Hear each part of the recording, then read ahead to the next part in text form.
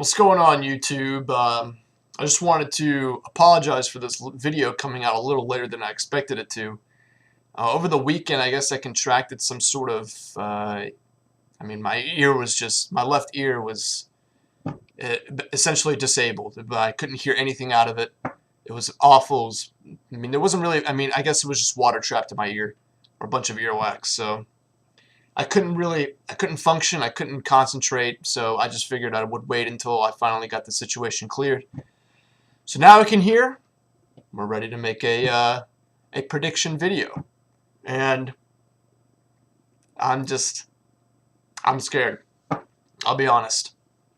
I think if there's any doubt, what I'm trying to say is, if I see the Falcons lose, or if the Falcons lose this game, then I won't be shocked.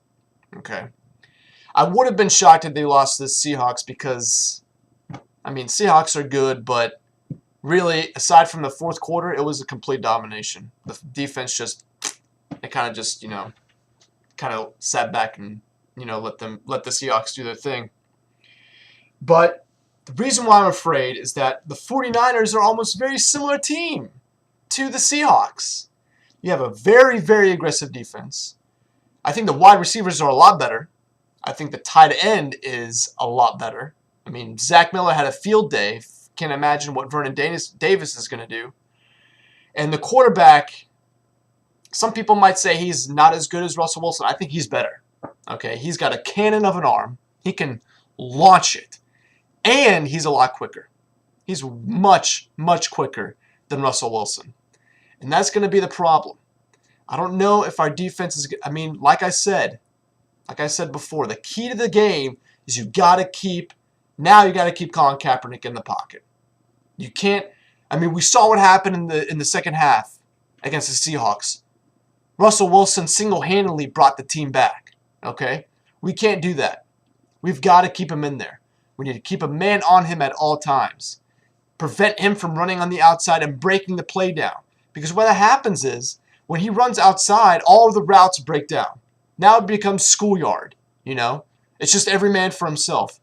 And when you play that way, the mobile quarterback is always going to win. When you have it very strict and rigid, it's a lot tougher because, you can actually guard the receivers a little bit better.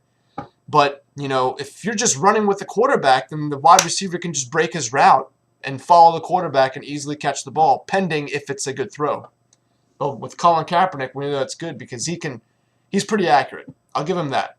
He's a very, very good quarterback. But there's one problem with that defense that I feel like we can exploit. Okay? I feel like the corners for San Francisco aren't as tall. They're not as threatening as the Seahawks were. We had to completely change our game plan with the Seahawks. It did work, but the Seahawks prevented anything from going outside. A couple plays, but majority of our game is to throw the deep ball on the outside. And then it's just a one-on-one matchup and Julio breaks away. But when you have to cut it inside, it kind of makes everything a little bit cluttered because then the safety can just play zone. But I feel, the 49ers, their cornerbacks, they're good, but they're not Seahawks good, okay? So I feel like that matchup, we can still kind of win that battle. And also, like I said before, we got to get the running game going.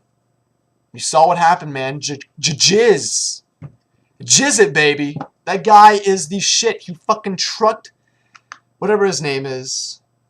Mr. Talk shit all day. Whatever, I forgot his name.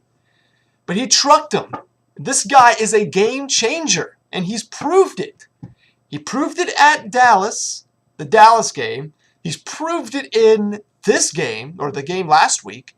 That 49-yard run sparked the whole, momentum of the Falcons.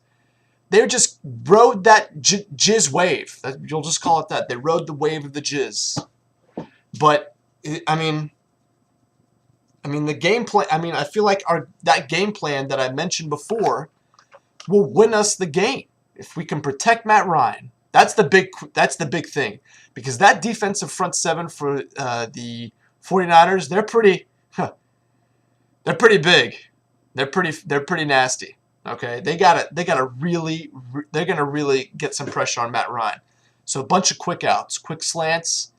You're not gonna. I mean, again, I say X factor is gonna be Tony Gonzalez. That guy is gonna have a monster day because I don't see the linebackers being able to cover Tony.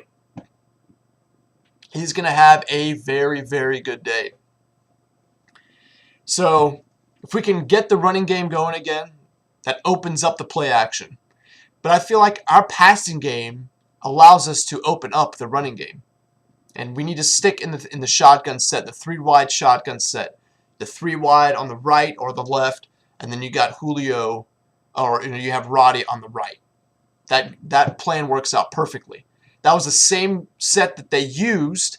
The final drive, they used that set, the 3-wide set, or the 4-wide with the 3 bunched. Sorry. They had, I mean, that's the same play. They used the 3-wide set and they got Harry Douglas open. They used the 3-wide set and they got Tony open. So as long as we can give Matt Ryan the protection that he needs and the time to make a throw, I feel like we can come out of this game with a W. The problem is the defense going to be able to hold up? That's the main thing. The defense really, really has to shut down Colin Kaepernick. They got to keep him in the pocket. They have to. You can't let him run outside and play schoolyard. We can't do that. There's no way. Then we won't win. Because Cam Newton does that all the time. We fail to stop Cam Newton. We only won the first game with a Hail Mary and a fumble that caused the 4th down for them to punt.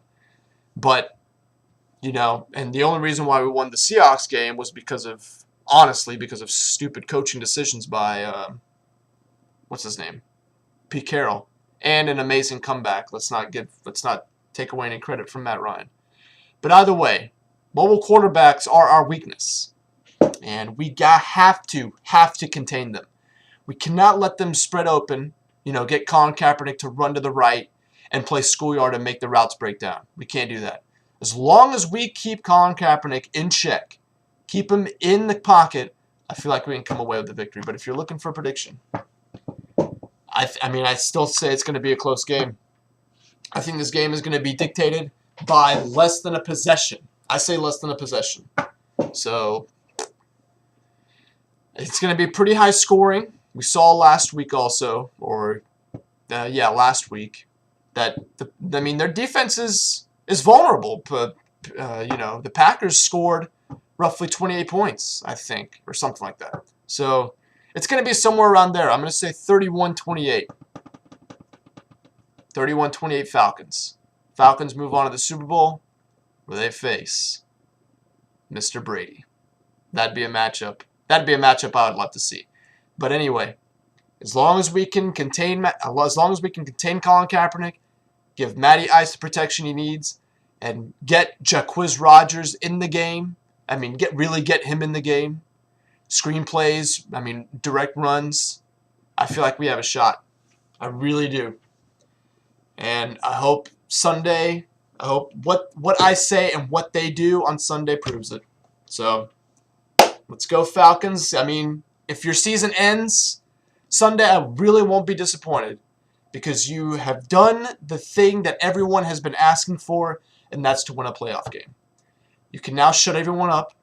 The Falcons finally won a playoff game. They didn't make it to the Super Bowl, but they still lost to, they would lose to the, whatever.